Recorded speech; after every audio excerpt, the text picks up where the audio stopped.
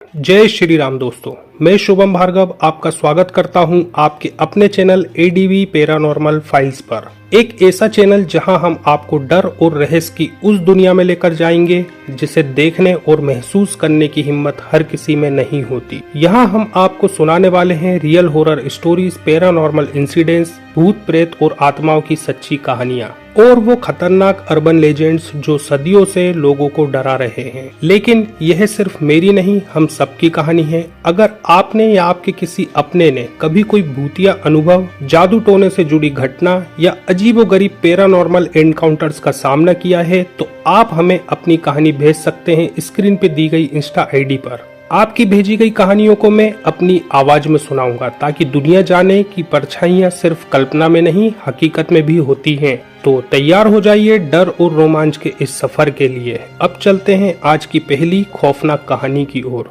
दोस्तों, क्या आपने कभी सोचा है कि पानी सिर्फ जीवन का स्रोत नहीं? क्या आपने कभी किसी झील, तालाब, नदी के किनारे खड़े होकर महसूस किया है कि कोई आपको घूर रहा है? कोई ऐसा जो इस दुनिया का नहीं लेकिन फिर भी आपके बहुत करीब है।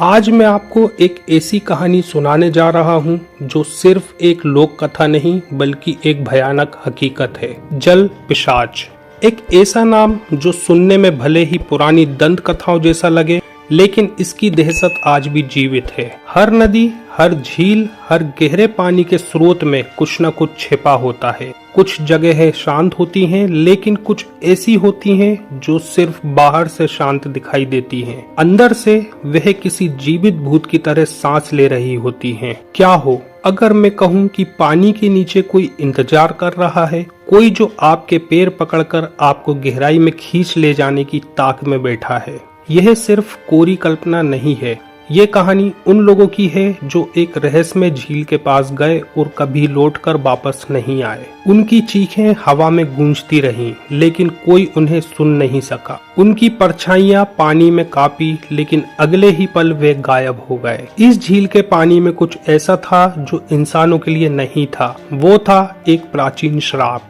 एक भूखा पिशाच जो सदियों से अपने अगले शिकार की तलाश में है।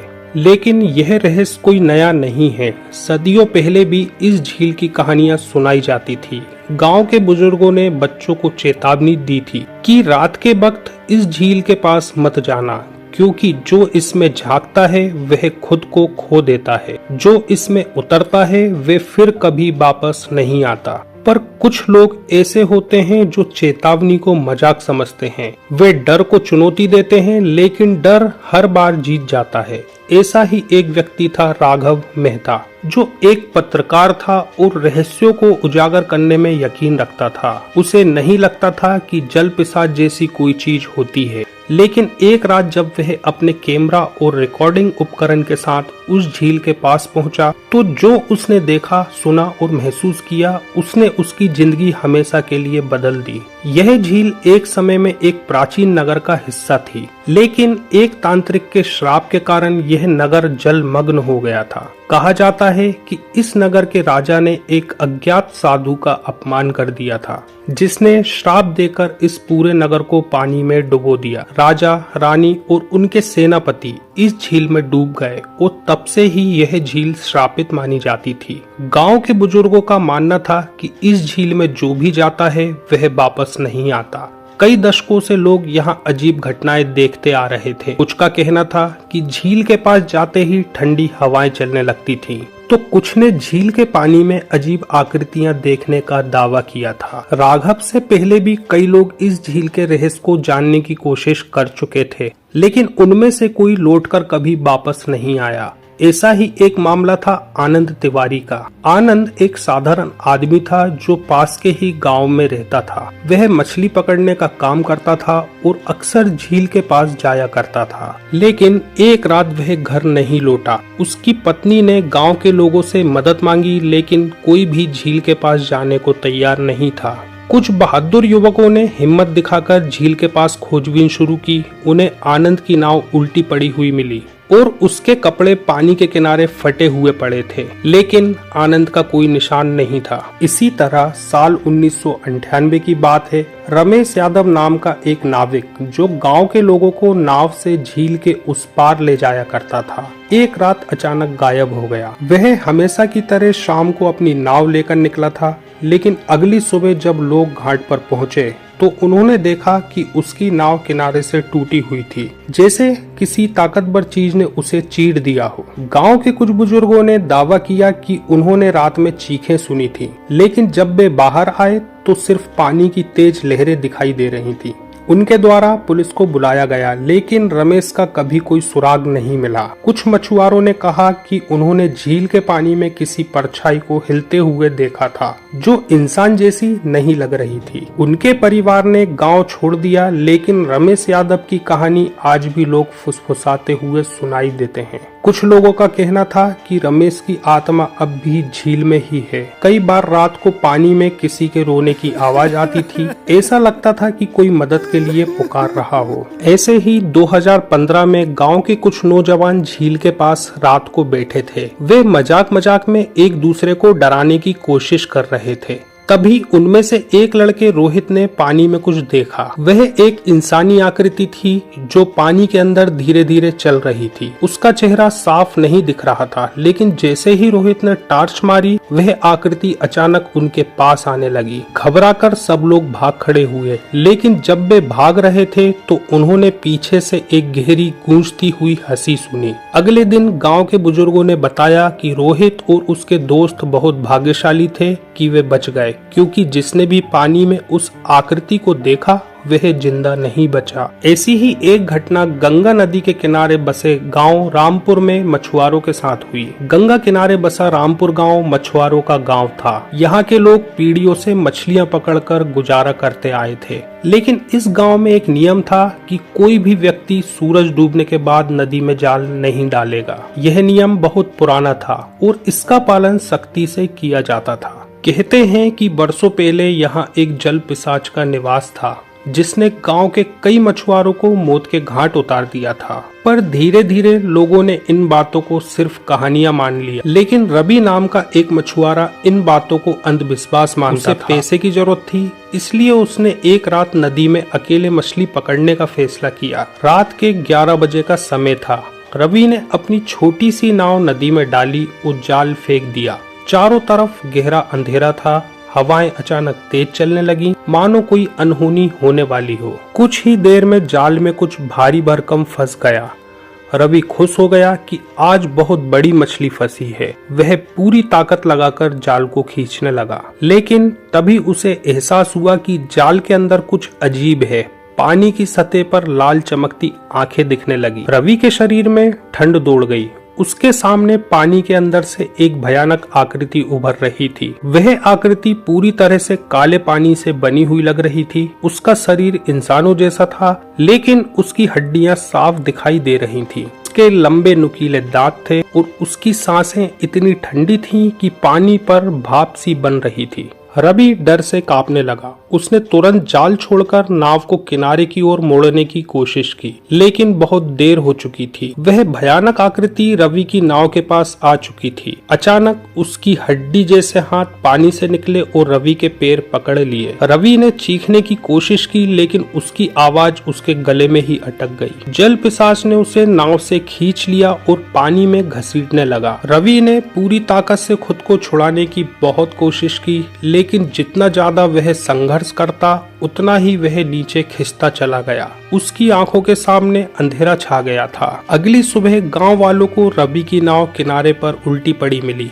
नाव पर बड़े बड़े पंजों के निशान थे, जो किसी इंसान के हाथ के नहीं हो सकते थे। लेकिन सबसे भयानक चीज थी नदी के किनारे पड़ा एक इंसानी धड़, जिसमें सिर नहीं था। गांव में हड़कंप मच गया। सभी ने मिलकर रवि के सिर को ढूंढने की बहुत कोशिश की, लेकिन वह कहीं नहीं मिला। और आज भी अगर कोई रात के समय इस नदी के पास जाता है तो उसे पानी में आती हुई किसी की चीखें सुनाई देती हैं। कुछ लोगों का कहना है कि जब भी कोई मछुआरा रात में जाल डालने की कोशिश करता है तो पानी में अचानक लाल आंखें चमकने लगती हैं और और वहाँ अजीब सी सरसराहट सुनाई देती है। गांव के बुजुर्ग अब भी कहते हैं कि रात के समय नदी में मत जाना, नहीं तो जल पिशाच तुम्हें भी खींच ले जाएगा। ठीक इसी तरह गंगा नदी के किनारे बसे दूसरे गांव त्रिपुरा की भी एक कहानी है। गंगा के किनारे बसा त्रिपुरा गांव अपनी शांति और पवित्रता के लिए जाना जाता था, लेकिन इस गांव के एक हिस्से में कोई भी रात को जाने की हिम्मत नहीं करता था। वहाँ एक छोटी लेकिन गहरी नदी थी, जिसके बारे में कहा जाता था कि उसमें एक जल पिशाच का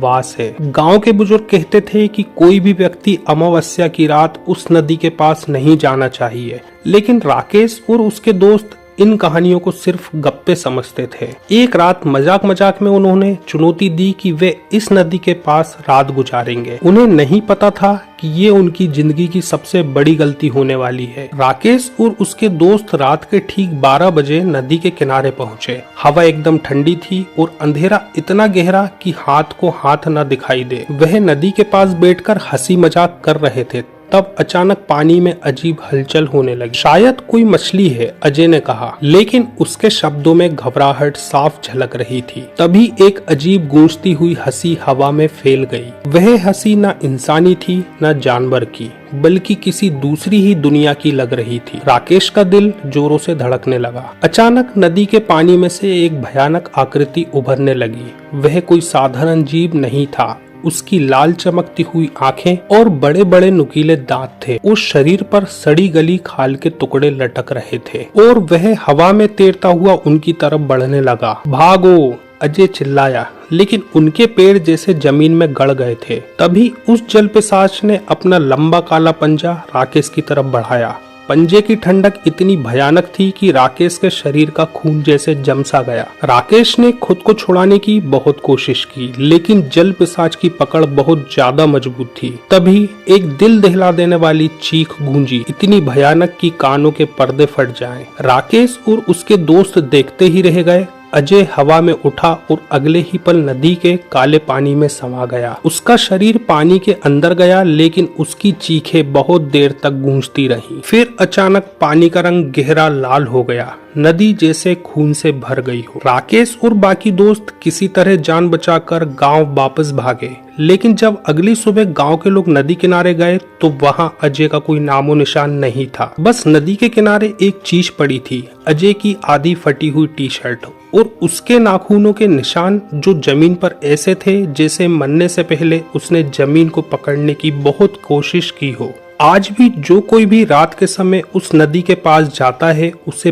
पानी के अंदर से अजय की कमजोर और दबी हुई चीखें सुनाई देती हैं। गांव के लोग अब भी कहते हैं कि अगर अपनी जान प्यारी है तो कभी भी उस नदी के पास मत जाना, वरना जल पिशाच तुम्हें भी खींच ले जाएगा। तो दोस्तों, क्या आपको लगता है कि यह सिर्फ एक लोक कथा है या जल पिशाच वाकई में मौजूद हो सकते हैं? अगर आपके साथ भी कोई खौफनाक घटना हुई है तो हमें जरूर बताइए। आप अपनी सच्ची डरावनी कहानियां या अनुभव हमारे इंस्टाग्राम आईडी पर सीधे भेज सकते हैं। स्क्रीन पर दिए गए इंस्टाग्राम आईडी पर हमें डायरेक्ट मैसेज करें और हो सकता है कि आपकी कहानी हमारी अगली वीडियो का हिस्सा बने। अगर आपको यह कहानी डरावनी लगी तो लाइक और शेयर जरूर करें, ताकि और लोग भी इस भयानक रहस्य के बारे में जान सकें। और ऐसी ही सच्ची और खौफनाक कहानियों के लिए चैनल को सब्सक्राइब करना ना भूलें। याद रखिए, अगली बार जब आप किसी नदी के पास अकेले खड़े होंगे तो हो सकता है कोई और भी आपके साथ खड़ा हो। तो सतर्क रहिए। जय श्री राम।